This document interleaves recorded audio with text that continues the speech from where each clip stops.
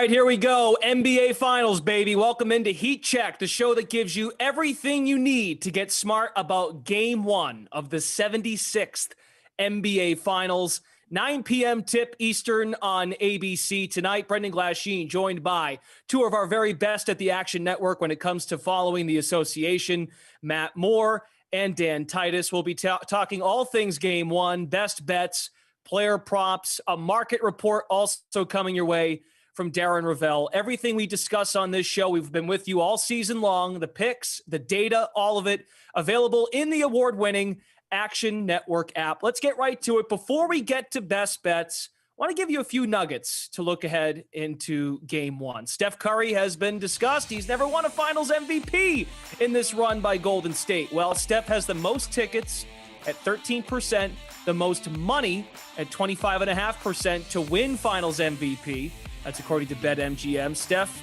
is the book's biggest liability. Also, those Boston Celtics making the finals for the first time in 12 years.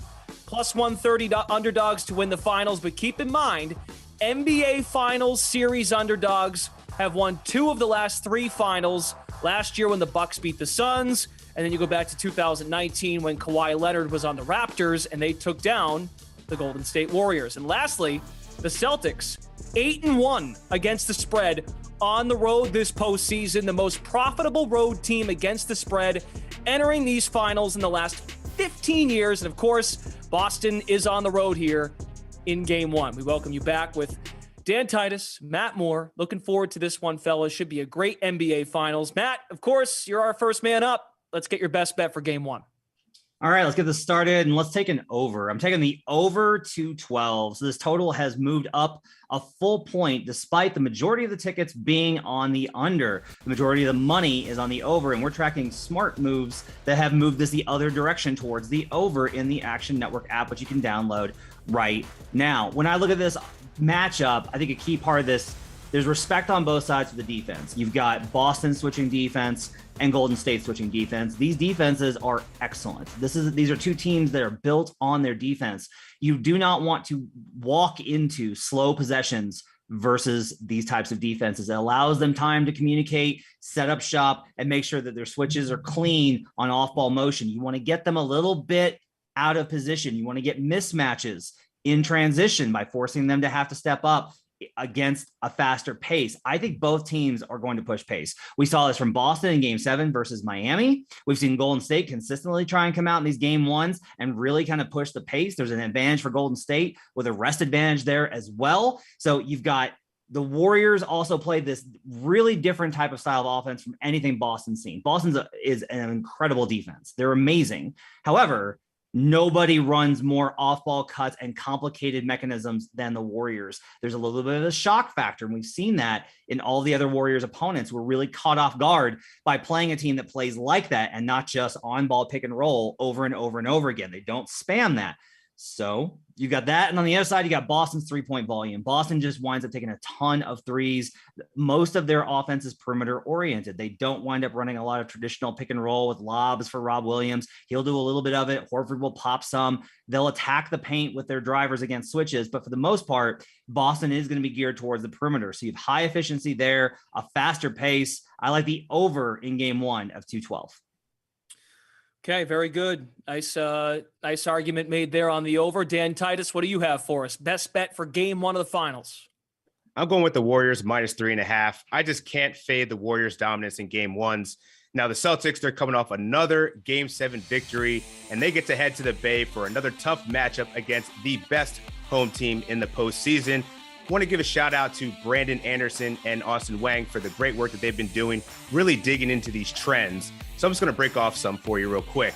Since 2015, the Warriors are 21-2 straight up and 9-2 against the spread as single-digit home favorites.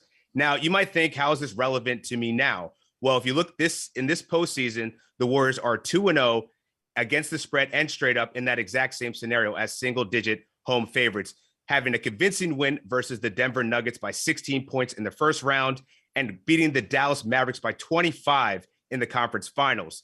So as Matt pointed out, this team is going up against a very good defensive Boston Celtics team, but I still think that they're well positioned to get the victory here, especially because they have a significant rest advantage.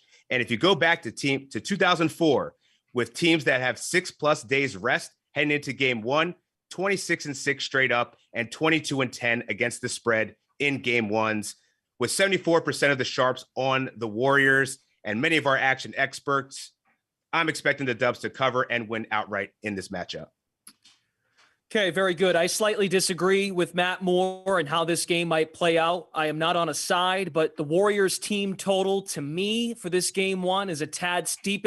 It's also worth mentioning, we're going to do this show today. We're going to watch game one and we're all going to, wow, didn't see that coming. It's just going to be an overreaction kind of game. And that's what game ones are all about. We want to see what it looks like once these two teams are on the floor, especially in the finals, when you don't see these teams match up all that often in the regular season. I mean, you see it twice a year, and not at all times are these teams at full strength. And that's definitely the case as it pertains to Golden State because Klay Thompson's been out. But I like a team total of under here because as Matt lays out, well, Boston has not faced anything like this in terms of Golden State's offense. I would also flip that argument. Golden State has not faced anything like Boston when it comes to its defense. The Celtics with their size as well. I'm thinking Robert Williams is going to have a more impactful role than he did in game 7 against Miami. Played just 15 minutes in that game. I don't think they can get away with playing Al Horford 44 minutes a night in these NBA finals, but I do think the combination of Horford and Williams will present some problems in the interior when a guy like Steph or a guy like Jordan Poole is flying off a screen trying to attack the lane. So I think the size is an impact that helps Boston to hold them under this total. Also, the Celtics 3-point defense. I know Miami was pretty banged up. No hero. Strus finally cooled off or had some nights where he was great. Other nights he wasn't great. So I realized Golden State is a lot better at 3-point shooting than Miami and Milwaukee and Brooklyn. But the Celtics have been very good closing out on the 3-point line and that size. Robert Williams, when he comes out on shooters, that's pretty challenging. And my last point is just, and Matt brought this up, and I can see how this could go both ways. The switching defense to me is, like I said, nothing like Golden State has faced. I think they can make adjustments. Do I think they're going to score over 100? Sure, they very well could. But knowing that Golden State can get off to slower starts, which they've done in these playoffs, they've been better in the second half of games. I could very well see Boston getting off to a very solid start in this basketball game, and Golden State would have to play catch up to reach this number. There's so much about this series that seems very close at the moment, and it'll seem very obvious after game one. Like, oh, of course, why was I on that? Or of course, that was such a good call by me. I will just say this. Most of the data suggests that the Robert Williams thing is kind of a weak point. I know that sounds crazy. Williams is really strong when you play teams that you can play drop against, and they played they face teams like Milwaukee with Drew Holiday, who's not really offensively great off of the dribble. They face the Brooklyn Nets, who honestly put up a big offensive number, but just were defensively inept. And then in the conference finals, they faced whatever that was that replaced Kyle Lowry. So they didn't really have the guys that were able to hurt them and drop coverage. Obviously, you don't want to drop versus Steph Curry. And you actually, if you go, I've got an article on Action Network, shows several times like Robert Williams literally dropping and his teammates being like, "That's Steph. You should not do that." So I think that it's likely that his time might be limited in this series. Again, I think that there's going to be some of these little situations where I think Udoka is going to want to see like, hey, can I play Robert Williams to get this advantage on the inside? Oh, nope, can't do that. Okay, but that's a game 2 lesson and moving forward. So I still lean towards the over, but look, the Celtics defense is legit. And if they are as good as they have looked like that the numbers have suggested, this number is a touch high. It's one of the reasons I didn't take a team total. I want the combined over 212. I don't necessarily think this is a terrible bet despite being on the other side. I actually think there's a very good chance that you and I are on a coin flip and this is close all the way late in the game. We're at the point in the year now where there's going to be crossover and we're going to go against each other, right? There's only 2 teams remaining, 1 series to go. Here's a market that I think we can have some fun with, the player prop market. Let's move on to player props. We encourage you always to shop those lines, look around very carefully when it comes to the player prop market, and it feels a little bit safer than going with a total or a side because, frankly, we think it's very close. This series is very close, so hey, why not go to the player prop market? Maybe there's a little more comfort going there. Matt Moore, where are you leaning when it comes to player props to start this series? Never in my life did I think that I'd be going into an NBA Finals live show and being like, Let's hammer some Andrew Wiggins overs, baby. But that's where I am. I am Team Wiggins for these finals. I am on his points over for the series. I am on him to score the first field goal tonight. Wow. First point scored is Andrew Wiggins for me. He has been he's either taken the first or second shot for Golden State in 7 of the last 8 games. Over 22.5 points and rebounds is my official prop for Heat Check. Over 22.5 points and rebounds. So we talked a lot about the switch and everything, and Boston does all these things, and they do the off-ball switches. Well, the one player that can punish that more than any other, and the one player that does, is Andrew Wiggins. If you switch everything, especially on ball at the top, that pushes the defense up. You want to get more and more into the shooters. You want to guard Steph Curry and Klay Thompson and Jordan Poole behind those screens on both pick and rolls and dribble handoffs, which means you have to open up that back line a little bit. And when you do that, that's when Wiggins' athleticism really pays off. They find him consistently. They look for him as a way to punish. I think he's going to have opportunities if they're going to help in situations, if they're going to say, we need to bring a double because our guy got beat. If you have to make a choice, Wiggins is a guy you may have to live with. Additionally, with all that switching, it leaves it open. If you're an athletic wing, you can get rebounds versus those types of switching defenses. We saw it versus Dallas when Wiggins was really good. Wiggins is actually the second best rebounder in the playoffs. He's at 7 rebounds per game, just 0.7 behind Kevon Looney, who I'm not sure is going to play as much as the series goes on. And especially, I think game 1 might be a good opportunity to start small and get that advantage. So I will take Andrew Wiggins over 22.5 points and rebounds in game 1. Andrew Wiggins player props. Here we are in the NBA Finals. Well said. Dan Titus, what do you got for us on the prop market? Yeah, I was just going to say, I fully support Matt's play with Andrew Wiggins here. Over in 4 of his last 6 for points and rebounds. And as you said, the dude's just been great rebounding. So great call there. I'm on an under here, and I'm going to go Jaylen Brown under 24.5 points. I talked about it on the Action Network podcast. I'm actually betting on him for the series to be under this line. And it's really because of he hasn't really been over this in many games against the Warriors. 1 of 11 games in his career, he's gone over 24.5 points. That includes the March 16th game where he went for 26, where that did not include Steph Curry. So the Warriors were also not at full strength with Draymond Green coming off the bench. This is going to be a completely different team. They were going to see more of what he's faced in the past. And if you look at his road record so far, it's only averaging 23.2 points. So falling shy of that 24.5 point mark. And he's been under this in 13 of 18 postseason games so far. And I just can't trust Jaylen Brown right now. He's been very inconsistent. Now, while, he's going to be the Robin to Jason Tatum's Batman, but I don't know, man. This is going to be a tough matchup here on the road. I think Jaylen Brown's going to struggle here. So I'm going to take the under 24.5 points. Seems too rich in game 1 coming off that game 7. Yeah, particularly when he's handling the ball over the equator. It's like, just get rid of it, get into a set, please. A lot of unnecessary turnovers for that guy, right? Yes. I mean, the 2K handle rating has got to be going down right now for Jaylen Brown as the playoffs go on. But well put. So Dan and I are very similar here in terms of how we approached a player prop. I'm on an under as well, and it's a point number. Klay Thompson, under 20.5 points. I found it at -115. Well, just looking at these playoffs for Klay, which I know there's been a lot of discussion. Is Klay Thompson really back? Is he a liability on defense? Is he actually legit? Is he back? I still don't think we really know. This finals will tell us a lot. Thompson has only scored 20-plus points in 6 of the team's 16 playoff games. Went back and looked this up. All-time, Klay Thompson.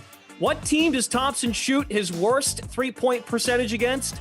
The Boston Celtics. 14 games against Boston. Klay Thompson shoots just 28% from 3. He is 30 for 106 from behind the three-point line. The next best percentage, 35% against Houston. It is a significant drop-off when he plays the Celtics. He's hit under this number in 3 of his last 4 appearances against the Celtics. He did not play them in 2021 because of the injury. And again, it kind of goes back to what I was talking about with the team total under. I do feel the Celtics will present some problems switching here and getting under those screens and making it somewhat challenging. So this will rely heavily on Thompson getting off to a slow start in the game. And maybe perhaps Golden State makes a second half run and makes me look silly. But Celtics historically, going back to the Bridgie era Celtics with Isaiah Thomas, Avery Bradley, Marcus Smart was part of that crew as well. Kelly Olynyk. Klay Thompson can't shoot against the Celtics. So I'm just going to keep that going. Klay Thompson in game 1 of the NBA Finals has scored 20 or more in 3 of 5 when he's been available. Great. So, you're facing recent history and how he does historically versus the Boston Celtics. I'm sure how Klay scored versus Isaiah Thomas really comes into play here when we look at this matchup. But look, I do think, though, I didn't have to say that, I just decided to throw that in there. It's an interesting kind of counterpoint, though, of the idea, like Klay, I think, is very much a swing vote for the series, as it were, in that he's going to be matched up, I think, with Jason Tatum a lot. I think if you're looking at perimeter defenders, it's going to have to be Klay Thompson a lot. Obviously not going to be Jordan Poole. Gary Payton is still coming back from a very serious injury. Draymond's their best offensive player, but he's not a perimeter guy that's going to start, right off on Tatum. And because of that, like Tatum will attack in isolation. So it's going to have to be Thompson a lot. That can wear him down. That can get him in foul trouble. There's those types of opportunities.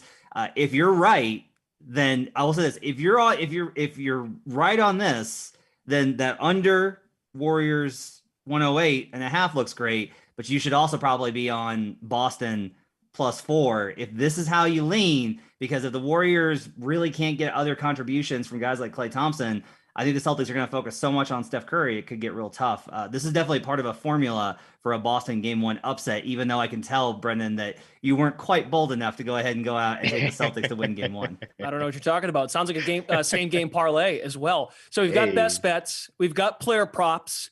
Before we get to our series predictions, let's welcome in Darren Rovell for a market report.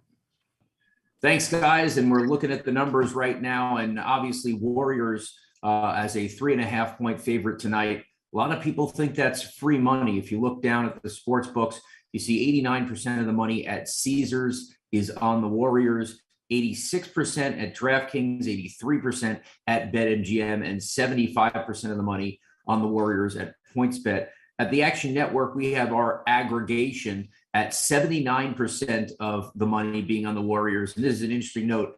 Since 2005, no team has ever closed an NBA Finals game at greater than 71% of the money. So that could be some betting history, at least in the last 17 years of the NBA Finals.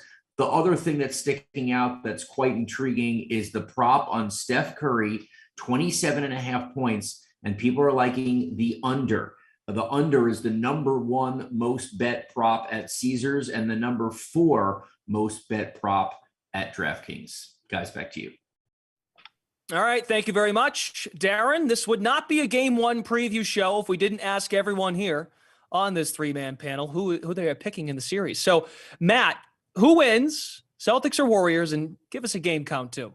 I think this is just an impossible series. I've gone round and round. I've flipped, I think, 4 times in the span of a week, but I keep coming back to what the best value is, which is why I like working for Action Network, where this is how we get to frame it. I'll take Celtics -1.5 on the win spread +200. So they win in fewer than 7 games. So if the idea is that these games are going to be close and the series is going to be competitive, 1 or 2 shots could wind up swinging it. You've got the Celtics who have just been so good after a loss, undefeated after a loss in this postseason. Now they've lost a lot of games along the way in order to get to that point. They've gone 7 deep, but ultimately, if you told me to pick one team with one defense to counter Golden State, it would be the Boston Celtics. That's enough for me to think that there's value on Boston -1.5, even as I'll be looking throughout the series. I think to add value, if the market gets ahead of where I think the series is, I do think the series will probably won't be a sweep, probably won't be a gentleman. So I'm really looking at 6 games here, but I'm going to go ahead and leave the margins open at Celtics -1.5 +200. And don't be surprised if I hedge this if it comes to a game 6. What do you got for us, Dan? Series pick, how many games? I'm going to go with the Warriors in 7. Like Matt, I'm still on the fence about this. And I think how I got to the Warriors at 7 is that this game 1 is going to be critical. And if this is really the dogfight that we all expect it to be, potentially with a lot of strategy, tick for tack, scheming differences as the series wears on, expecting this to get a lot smaller in terms of maybe Robert Williams, as you said, Brendan, he may not be as important or as useful as the series wears on. But I think the Celtics have enough. If they can play this defense and you can get those X factors like Jaylen Brown, Grant Williams to step up, make buckets, this is going to go for the long haul. But I can't get around that they're going to have to beat the Warriors in chase in game 7. And I think that that this is where the Warriors are going to get right, and Steph Curry is going to take home that fifth championship, and potentially that MVP. Once we reached the Final Four, 2 in the East, 2 in the West, a lot was made of 3-point defense, and I know we've talked about that a bit, and these are 2 of the very best defensively. But what I've also found out more on the Celtics side is that home court really doesn't matter. There are going to be growing pains during this series, but I'm going to take the Celtics in 7 games at plus 650. Just correlating the pick as well as the number of games it will take. This is going to be very back and forth. I respect Steph and Clay way too much. Draymond Green's intensity as well. There are going to be some very intriguing moments in this series where we look and go, remember that moment from game X. It is going to be an absolute blast. I'm really curious about which team's bench. We haven't talked about this yet. Like Golden State getting Iguodala, Peyton back. I'm forgetting somebody else off the top of my head. Otto Porter. Thank you. Yeah. Otto Porter coming back as well. All listed as questionable. Who knows? I don't know. Is that a negative in a way? Does it mess with Steve Kerr's thinking of who to play, who not to play? Rotations tend to shorten, but you could make the same case of what we talked about with Robert Williams in Boston. Is he really okay to throw out there? Never mind, is he okay, but is he actually an issue for us? Is he a liability? Is he actually helping us? Never mind the fact that he's banged up. So some really intriguing coaching decisions throughout this series.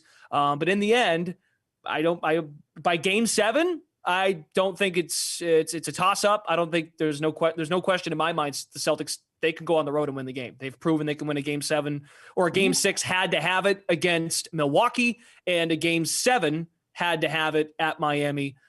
I think Golden State's home crowd is significantly better than Miami. Let's be real. But yeah, Milwaukee's got a pretty good crowd too, but I like the Celtics in 7. And may I add too, real quick, I wanted to throw this in there. There's odds out there for a game in which a team comes back being down 20 plus points in these finals. Golden State might be that team, right? They're being down 20-ish and they make it a game. We saw them come back against Dallas in the game they lost in game 4 in Boston. They nearly came back against Milwaukee. So if there are 2 teams that can do it with their defense and also shoot the lights out, I think it'd be one of these 2 teams.